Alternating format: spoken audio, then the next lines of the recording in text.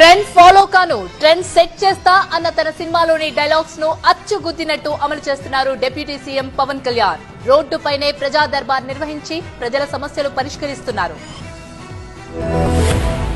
ఉప ముఖ్యమంత్రి బాధ్యతలు తీసుకున్నది మొదలు పాలనను పరుగులు పెట్టిస్తున్నారు డిప్యూటీ సీఎం పవన్ కళ్యాణ్. గంటల తరబడి శాఖాపరమైన వరుస రివ్యూలు చేస్తూ శాఖలపై పట్టు సాధిస్తున్నారు. తొలి అసెంబ్లీ సెషన్స్ ముగించుకుని తిరిగి మంగళగిరిలోని పార్టీ ఆఫీస్ కి చేరుకున్న సందర్భంలో వివిధ ప్రాంతాల నుండి తమ బాధలు చెప్పుకునేందుకు వచ్చిన వారిని చూశారు డిప్యూటీ సీఎం పవన్. వెంటనే అక్కడికక్కడే కాన్వాయ్ ఆపేసి ఆఫీస్ ముందు కుర్చీలు వేసుకుని బాధితులతో మాట్లాడారు. వారి సమస్యలు విని బాధితుల నుండి అర్జీలు తీసుకున్నారు. కొన్ని అర్జీలకు సంబంధించి అప్పటికప్పుడు అధికారులతో ఫోన్లో మాట్లాడారు. మరికొన్ని అర్జీలపై సంతకాలు చేసి ప్రతి ఒక్కరి సమస్యలు పరిష్కరిస్తామని హామీ ఇచ్చారు. కుర్చీలోంచి దిగి దివ్యాంగుల సమస్యలు విని పరిష్కారం దిశగా చర్యలు తీసుకున్నారు పవన్ కళ్యాణ్. పవన్ స్పందనపై సర్వత్రా హర్షం వ్యక్తం చేస్తున్నారు ప్రజలు.